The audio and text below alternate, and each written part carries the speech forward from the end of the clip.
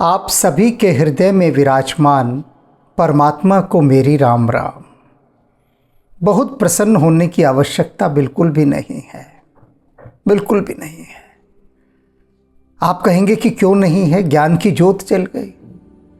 ये ज्योत जो जगी है ना ज्ञान की, इसलिए ही तो कह रहा हूं कि बहुत प्रसन्न होने की आवश्यकता नहीं है, क्योंकि संकट बढ़ गया है, खतरा बढ़ गया है।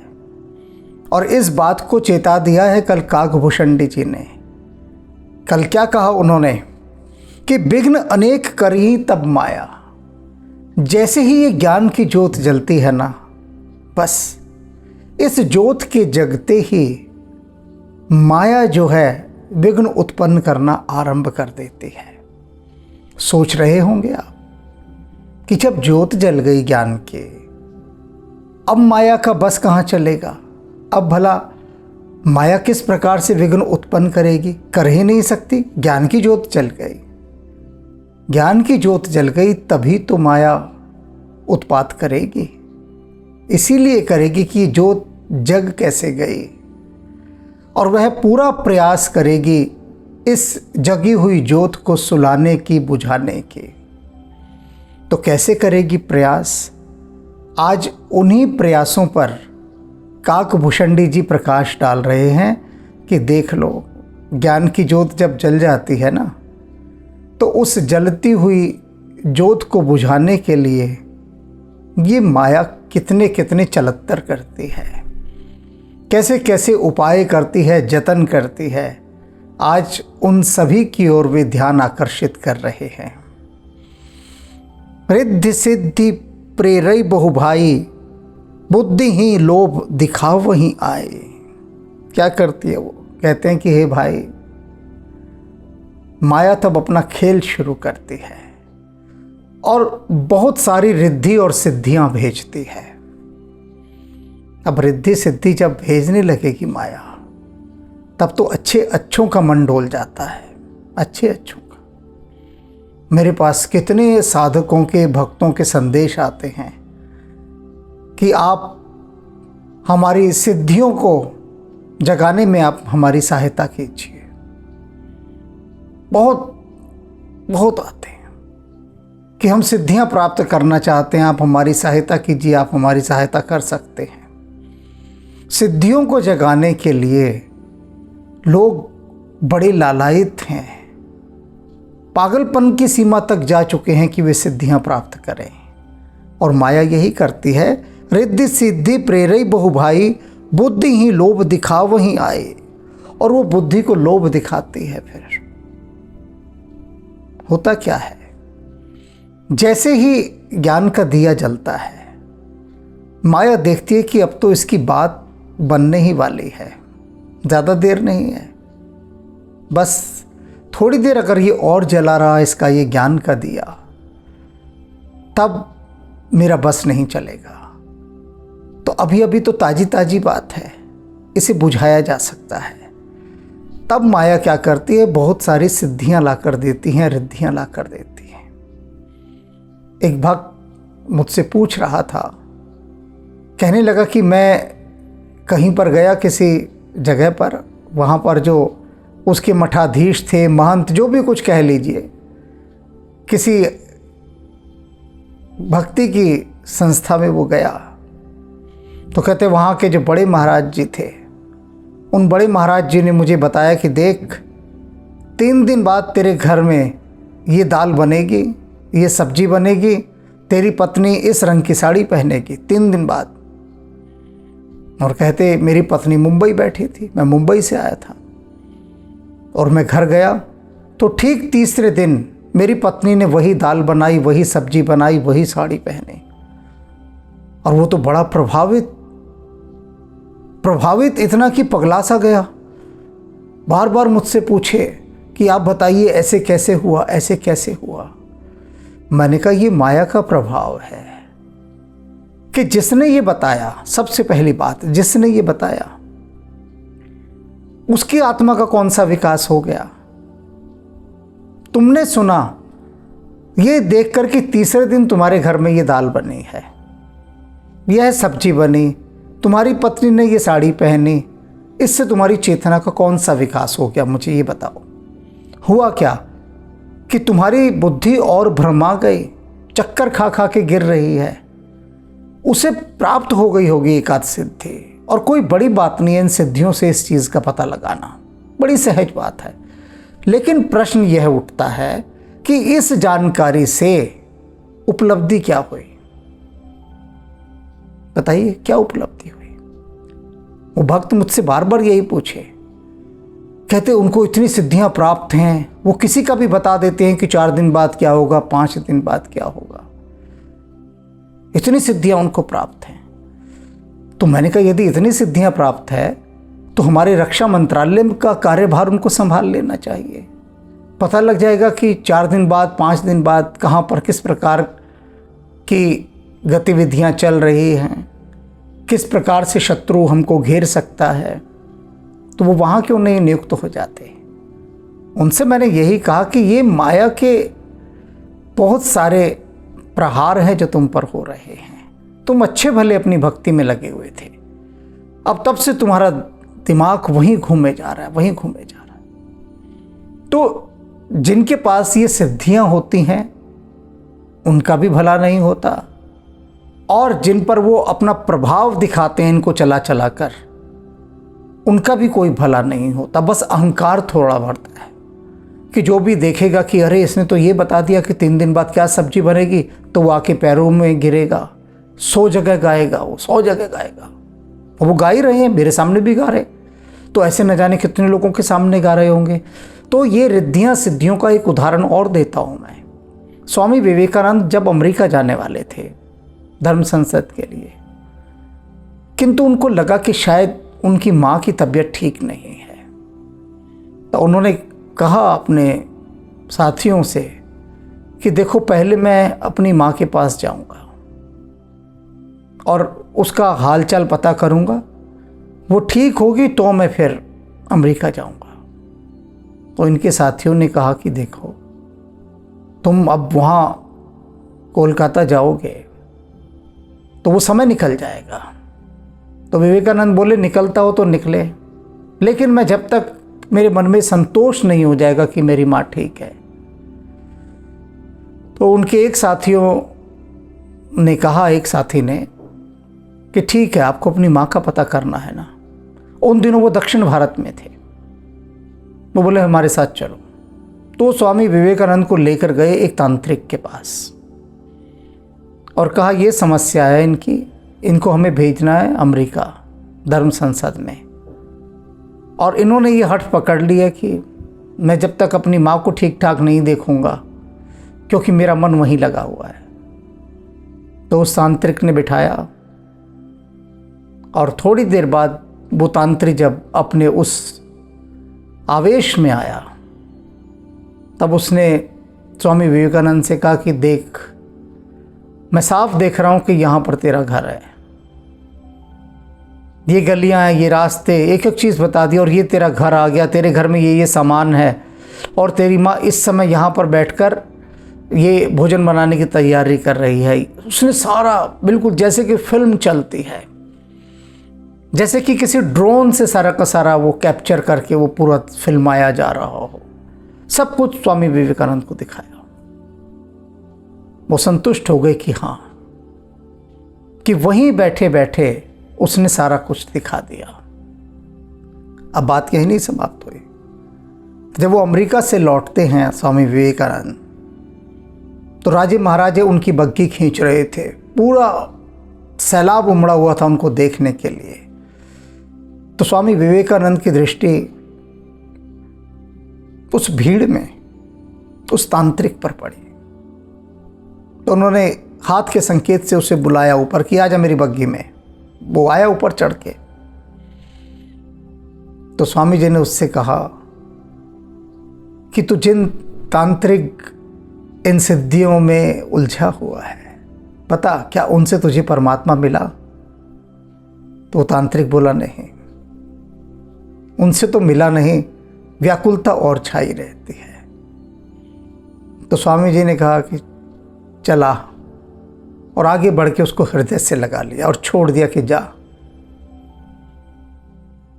तेरा एक उपकार था मुझ पर, जा,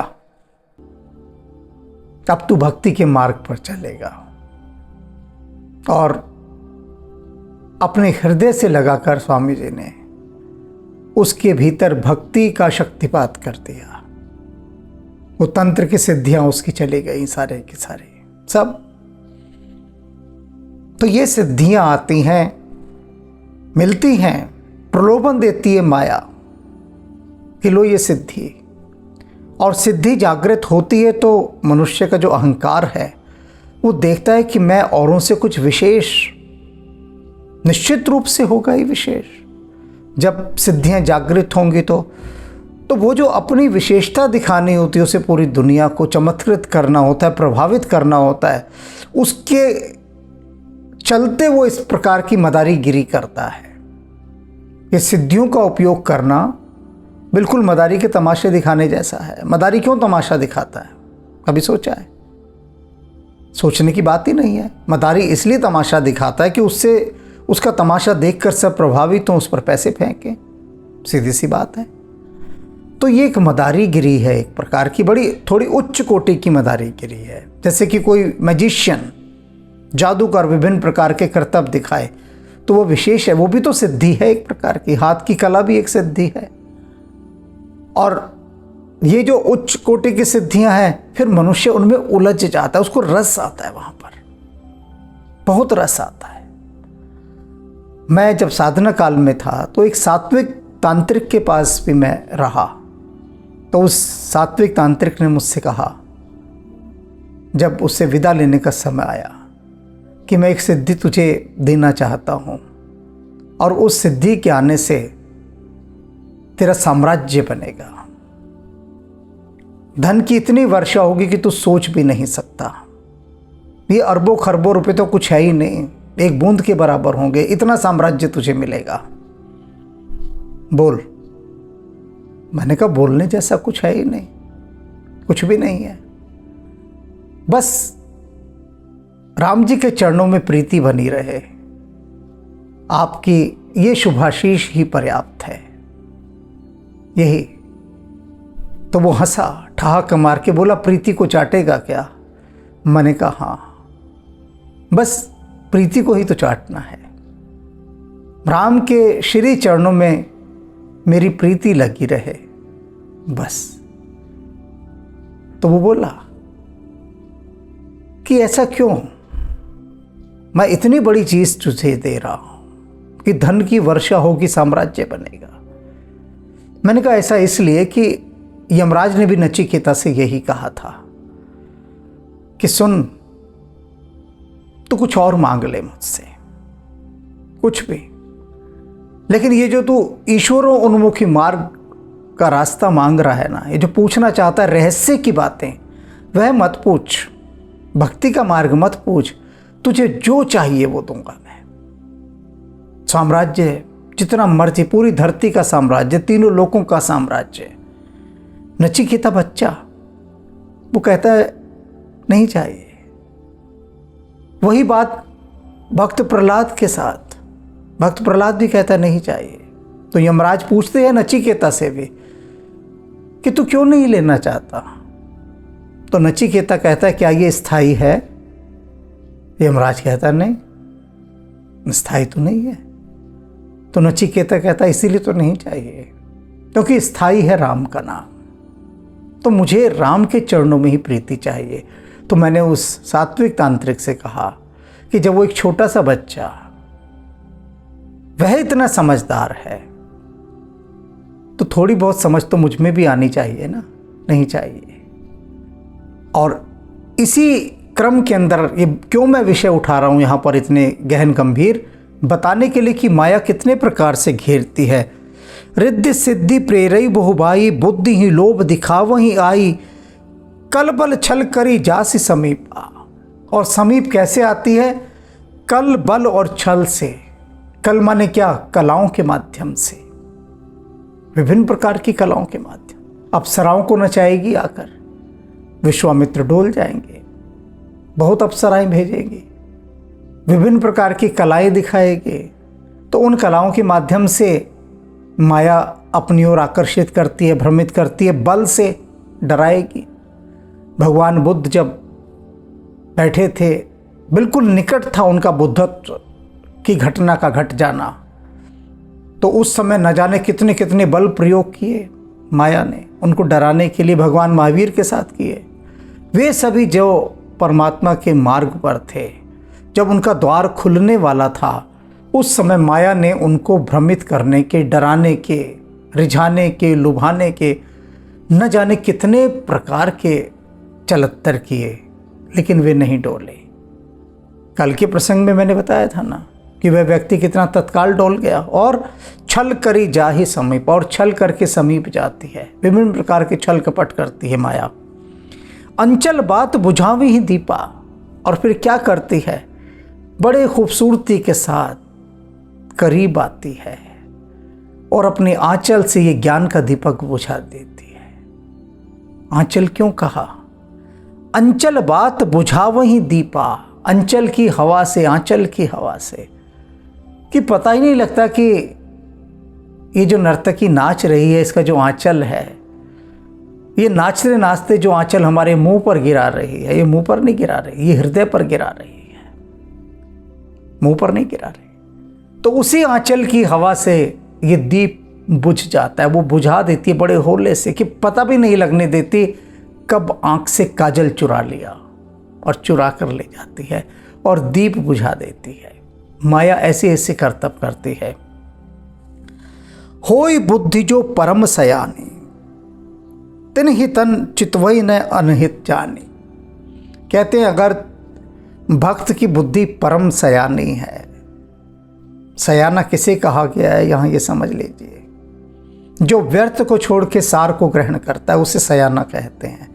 तो कहते हैं जिस भक्त की बुद्धि बहुत सयानी होती है, वह क्या करती है, तिन ही तन चितवही न, वह उस माया के उस तन की ओर देखती भी नहीं। माया जो रूप बदल कर आती है, वह सयानी बुद्धि उस ओर देखती तक नहीं। अनहित जानती है कि इसमें मेरा अनहित है, हित नहीं है इसमें मेरा, उसे अमंगलकारी जानकर उस ओर वो सयानी बुद्धि देखती तक नहीं। अब इसे एक उदाहरण के द्वारा समझिए। हनुमान जी ने हिमालय में हमसे भगवान कृष्ण पर एक आध्यात्मिक उपन्यास लिखवाया। कृष्ण एक रहस्य, नाम भी ये उन्होंने ही दिया, रहस्य। रहस्य ऐसा जिसे कोई सुलझा नहीं सकता, रहस्य कभी सुलझता है नहीं। रहस्य की यही खूबसूरती है कि वो सदा रहस्य ही रहता है। तो जो कृष्ण एक रहस्य है, ये क्या है? रहस्य है। इस रहस्य में सुदामा कृष्ण की ओर यात्रा कर रहे हैं। इस पूरी बात की जो यहां पर काकभूषण जी कह रहे हैं, उसकी व्याख्या वहां। अब सुदामा संदेह से भरे हुए हैं कृष्ण के प्रति, संदेह से। हमने हनुमान जी से मन ही मन एक जिज्ञासा की कि सभी लोग कहते हैं कि सुदामा भगवान कृष्ण के द्वार पर गए, कृष्ण ने उसके खजाने भर दिए, तो ये बात क्या है? हनुमान जी ने कहा बात छोड़ो, तुम्हें उसी युग में ले जाकर मैं वहीं दिखाता हूँ। देख सुदामा की कुटिया और सुदामा ने कैसे अपनी यात्रा शुरू की थी। जितने दिन वो यात्रा करता रहा, मैं तुझे उसके साथ साथ चलाऊंगा। और वो जो यात्रा थी उसका मैं बखान करना चाहूँ तो नहीं कर सकता, लेकिन फिर भी करना पड़ा, क्योंकि हनुमान जी की आज्ञा थी, उनकी इच्छा थी। तो उन्होंने वो आध्यात्मिक उपन्यास कृष्ण एक रहस्य लिखवाया, जिसमें एक ऐसा गजब का जादू है भगवान कृष्ण का कि जो इसका अध्ययन करता है और ज़रा सा भी उसके अंदर संवेदना का पक्ष है, भाग है, तो भगवान कृष्ण की ऊर्जा उसे पकड़ लेती है। और कई भक्त तो ऐसे अनुभव उन्होंने बताए कि जब हमने इस कृष्ण एक रहस्य का अध्ययन किया तो महीने भर तक हमें कृष्ण के अलावा कुछ दिखता ही नहीं था। जहाँ जाओ वहीं कृष्ण दिख रहे हैं, जहाँ जाओ वहीं कृष्ण दिख रहे हैं। तो जिस स्थिति को हम शायद हजारों वर्ष साधना करके भी नहीं प्राप्त कर सकते थे, उसे हमने इस पुस्तक के अध्ययन से प्राप्त कर लिया, क्योंकि इस पुस्तक में हनुमान जी ने वो महान और दिव्य ऊर्जा समाहित कर दी है जिससे भगवान कृष्ण का साक्षात्कार किया जा सकता है, उनकी ऊर्जा को अनुभव किया जा सकता है। तो सुदामा चल रहा है यात्रा पर, और सुदामा जैसे जैसे भगवान कृष्ण की नगरी के निकट पहुंचने को होता रहता है, वैसे वैसे उसकी परीक्षाएं माया लेना शुरू कर देती है, उसे कला से, छल से, बल से छलना शुरू करती है। तो मार्ग में उसे तांत्रिक मिलता है, अघोरी। अघोरी पूछता है कहाँ जा रहा है? सुदामा चुप। अघोरी बताता है मैं जानता हूं तू कहाँ जा रहा है। तू हम सब तांत्रिकों का भी जो बाप है ना कृष्ण, तू उसके पास जा रहा है। वो हम सब तांत्रिकों का बाप है। तो वहां तू जाएगा, तुझे मिले ना मिले छोड़, तू पैसे लेने ही जा रहा है ना, ये ले। तो अपना वो पात्र जिसमें वो खाना खा रहा था अघोरी, उसने उसको पलटा तो उसमें से सोनों के सिक्कों की वर्षा होने लगी, अशर्फियों की वर्षा ही वर्षा गिरती जा रही है अशर्फियाँ। तो वो कहता है कि ले अपनी गठड़ी बांध और ले जा वापस से आ। क्या करेगा कृष्ण के पास जाकर? लेकिन सुदामा की पत्नी ने कुछ ऐसा पठाकर भेजा होता है कि उतनी यात्रा में सुदामा कुछ खाता भी नहीं, और वो सोचता है कि मैंने क्यों ये व्यर्थ की कसम खा ली कि जब तक कृष्ण नहीं मिलेगा मैं भोजन नहीं करूंगा। और माया इतनी बार उसका ये व्रत भी भंग करना चाहती है कि तू अन्न ग्रहण कर ले। तो किस किस प्रकार से माया सुदामा को छल रही है, लुभा रही है, रिझा रही है कि बस ये कृष्ण के पास ना पहुंच जाए। और जब कृष्ण के पास पहुंच भी गया सुदामा, तब तो माया ने ऐसा भयंकर नाच नचाया, ऐसा भयंकर नाची, झूम झूम कर नाची सुदामा के आगे कि सुदामा के होश उड़ गए। और वो होश उन सब के भी उड़ गए जिन्होंने इसका अध्ययन किया। ये साधारण पुस्तकें नहीं है, साधारण, बड़ी असाधारण है। क्यों असाधारण है? क्योंकि ये उत्तरी हैं, इन्हें मैंने नहीं लिखा है। मैंने तो सिर्फ समझ लीजिए कि टाइपिस्ट की भूमिका निभाई है, कि मैं एक टाइप राइटर या एक कलम। लिखने वाले तो हनुमान जी हैं। जैसे कि मैं बांसुरी और बजाने वाले इस बांसुरी को हनुमान जी। तो यहां पर उन्होंने कृष्ण की बांसुरी जो बजाई, इसके अंदर जो कृष्ण भक्त हैं उनकी तो हालत बहुत बुरी हुई इसको पढ़ने के बाद, बहुत ही बुरी। बुरी मैं इसलिए कह रहा हूं कि उनकी ऊर्जा उनसे संभाले नहीं संभली, और जो कृष्ण भक्त नहीं है वो भी सुरूर से सराबोर हो गए। तो मैं बता रहा था कि माया सुदामा को छल रही है कि वो भगवान के निकट ना पहुंच जाए।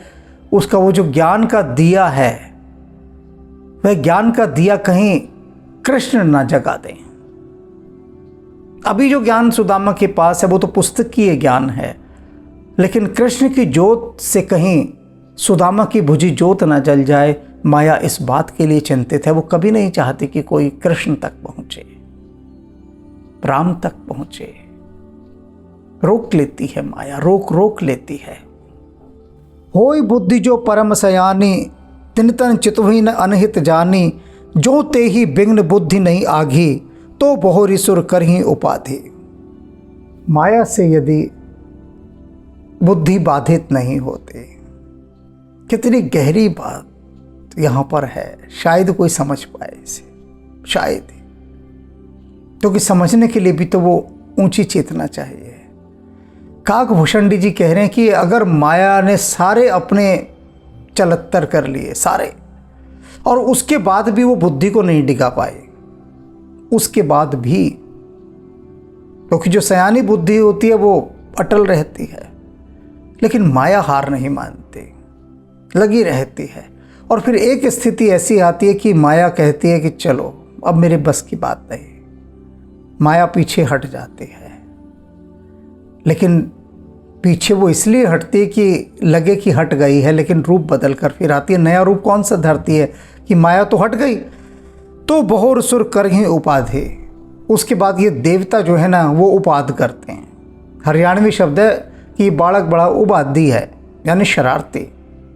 ये जो उपाधि शब्द बना, ये वो उपाधि नहीं है कि उनको वो उपाधि प्राप्त हुई, ये उपाधि है, यानी उपद्रव से बना है, उपद्रव का अपभ्रंश है। कि तब क्या है, ये देवता उपद्रव करते हैं। देख रहे हैं आप, देवता उपद्रव करते हैं। हनुमान जी जब सीता जी की खोज में जा रहे थे, तब रास्ते में सुरसा ने इनको दबोच लिया कि आ जाइए, बहुत दिनों से भूखी हूँ, खाना है। आज सुरहन मोहि देन आहारा, कहते देवताओं ने आज मुझे दीनहीन जानकर कि भूखी है, मेरे लिए आहार भेजा है। तो हनुमान जी जब सुरसा को प्रभावित कर देते हैं, पराजित कर देते हैं, तब सुरसा बताती कि ऐसा है, ये विघ्न उत्पन्न करने के लिए देवताओं ने मुझे नियुक्त किया था। देवताओं ने कहा था कि देख, हनुमान आएगा यहाँ से सीता की खोज में, और तू उसको यहीं पर रोक देना, आगे नहीं जाने देना, आगे नहीं जाने देना है। अब देवताओं ने वहाँ पर उपद्रव किया। क्यों किया? क्योंकि देवता भी सिक्योरिटी चेकिंग का हिस्सा थे। जैसे माया है, माया कोई दुश्मन थोड़ी ना है जो राम के पास जाने से रोक रही है। माया तो एक मेटल डिटेक्टर है, एक मशीन है कि पूरी तरह से चेक कर रही है कि भैया ये जो बंदा है ये बिल्कुल ठीक है या नहीं, वहाँ तक जाने के लिए, राम जी तक पहुँचने के लिए, परमात्मा तक पहुँचने के लिए। तो माया एक प्रकार का चेक पोस्ट है मेटल डिटेक्टर का। और जब माया सब कुछ चेक कर लेती है, फिर देवता चेक करते हैं, क्योंकि देवताओं पे तो कोई शक नहीं करेगा, लगेगा अरे तो देवता हैं, ये हमें थोड़ी ना नुकसान पहुंचाएंगे। लेकिन देवता तो ऐसे सेधते हैं कि राक्षस ना सेधें, और जैसे हनुमान जी को सेध गए थे बीच में, लेकिन हनुमान जी उनसे भी पार हो गए। तो फिर देवता विघ्न पैदा करते हैं, क्योंकि वो भी इसीलिए बैठे हैं कि राम तक तब पहुंचेगा कोई, तब पहुंचेगा कोई जब कहीं पर कुछ भी, किसी भी प्रकार का एक इतना सा भी डॉट कालस का न रह जाए। परम शुद्ध बुद्ध प्रबुद्ध चैतन्य के साथ पहुंचना होता है, इसलिए पूरी चेकिंग चलती है रास्ते भर। तो ये जो माया इत्यादि देवता ये सब हैं, ये क्या हैं? ये राम तक पहुंचने से पहले चेकिंग पॉइंट्स हैं। इंद्रिय द्वार झरोखा नाना, कहते हैं जो इंद्रियों के बहुत सारे द्वार झरोखे हैं, बहुत सारे, एक थोड़ी ना है। तहाँ तहाँ सुर बैठे कर थाना, और उन सब जगहों पर जितने भी इंद्रियों के द्वार हैं, वहाँ पर देवता अपना थाना बनाकर बैठे हैं। यहाँ थाना शब्द आया है। तहाँ तहाँ सुर बैठे करे थाना, जो देवता है वो थाना बनाकर बैठे हैं। अभी जो पुलिस स्टेशन होते हैं उसको थाना कहते हैं ना, तो उस थाने में कौन बैठा होता है? देवता बैठे होते हैं। ये जितने भी पुलिस विभाग के लोग हैं वे देवता हैं, थानों में देवता ही बैठे होते हैं। तो ये कह रहे हैं यहाँ पर थाना माने अड्डा, स्थान जहाँ इकट्ठा हुआ जाता है, स्थायी अड्डा। तो कहते हैं जो देवता हैं वो थाने में बैठते हैं।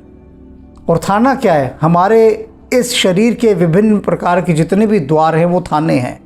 उन थानों पर कौन बैठे हैं? देवता बैठे हैं हर स्थान पर। जब पंडित जी पूजा कराते हैं, देखते हो ना, कभी हाथ यहाँ लगवाते, कभी यहाँ लगवाते हैं, कभी यहाँ लगवाते, कभी यहाँ लगवाते।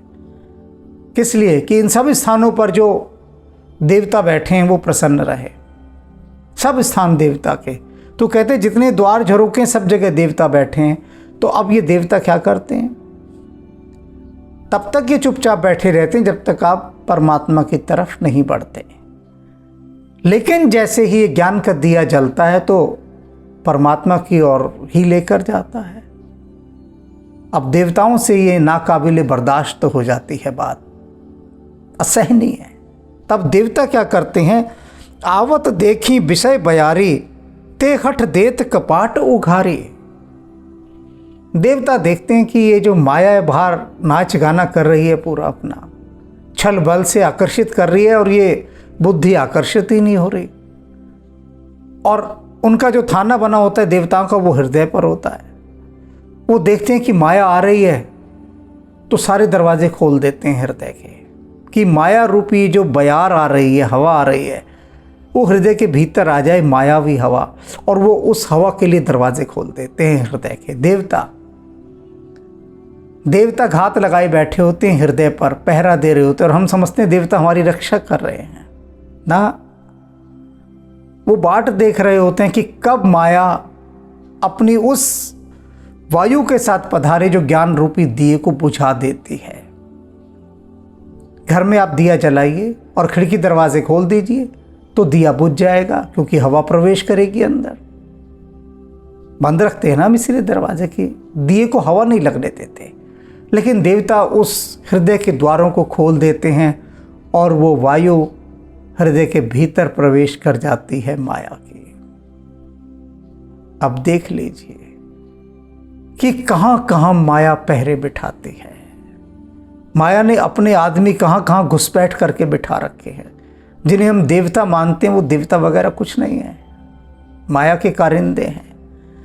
देखा नहीं देवराज इंद्र को, जब भी कोई ऋषि मुनि तपस्या करता है, जब भी करता है, तो देवराज इंद्र का सिंहासन सबसे पहले डोलता है। वो कहता है भेजो अप्सराओं को, भेजो इत्यादि अपने सैनिकों को, कामदेव को भेजो, अगर उससे बात नहीं बनती तो, कि जाओ और उस ऋषि मुनि की तपस्या भंग करो। कोई पूछे कि भैया तुझे क्या कष्ट है, तू तो देवताओं का राजा, देवराज इंद्र, एक ऋषि मुनि तपस्या कर रहा है तो करने दे, तुझे काहे की परेशानी। वो कहता नहीं परेशानी है, परेशानी है, क्योंकि यदि इसकी तपस्या बहुत बढ़ गई तो कहीं ऐसा ना हो कि विधाता इसको मेरा सिंहासन दे दे। और यही सारे संस्थानों में होता है। प्रत्येक बॉस यानी बड़ा अधिकारी, जो भी किसी संस्था का बॉस है, वो अपने अधीन अगर कोई बहुत टैलेंटेड व्यक्ति हो, बहुत प्रतिभाशाली व्यक्ति हो, तो वो हमेशा उसे दबा कर रखेगा, उसे डांट के रखेगा, उसे नीचा दिखा कर रखेगा, क्योंकि वो उससे डरता है। वो उसकी प्रशंसा नहीं सुनना चाहता, सुन नहीं सकता। उसे लगता है कि वो तो इस ऑर्गेनाइजेशन का चीफ है और दुनिया उसके एक नौकर की, उसके एक मुलाजिम की, उसके एक एम्प्लॉय की तारीफ करे कि वो इतना गुणवान है।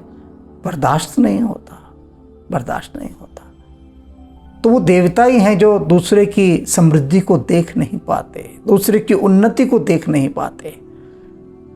तो जो भी जितने उच्च पद पर बैठा है वो अपने से जूनियर, प्रतिभाशाली, योग्य बर्दाश्त नहीं करता। उसे बड़ा कठिन होता है। छाती पर सांप चलता है, सांप लौट जाता है कि लोग उसकी तारीफ कर रहे हैं, उसे महान बता रहे हैं, उसे योग्य बता रहे हैं। इसका मतलब उसका कद छोटा हो रहा है। तो ये माया के विभिन्न प्रकार के अंग हैं। ये देवी देवता, ये सब माया के अधीन है और माया के ये सिपाही हैं जिन्हें माया ने अलग अलग स्थानों पर नियुक्त कर रखा है। और नियुक्ति किस लिए हुई है कि ये ज्ञान का दिया जलना नहीं चाहिए किसी का, जलने से पहले ही बुझा दो, जलने से पहले ही। और अगर भूल चूक से जल भी जाए किसी का तो बस उसके पीछे ऐसे हाथ धोकर पड़ जाओ कि जब तक वो दिया बुझ ना जाए तब तक तुम्हें चैन ना आए, करार ना आए। और आगे भी बहुत कुछ है। अभी माया का जो खेल है ना, वो ऐसा खेल है कि जब तक हनुमान जी साथ ना होना तब तक बच नहीं सकते, माया से बच नहीं सकते। और ये हनुमान जी हैं जो अगर साथ होना फिर माया सहायक होती है। माया फिर बाधा नहीं पहुंचाती, माया अनुकूल होकर चलती है, क्योंकि हनुमान जी साथ हैं। राम राम।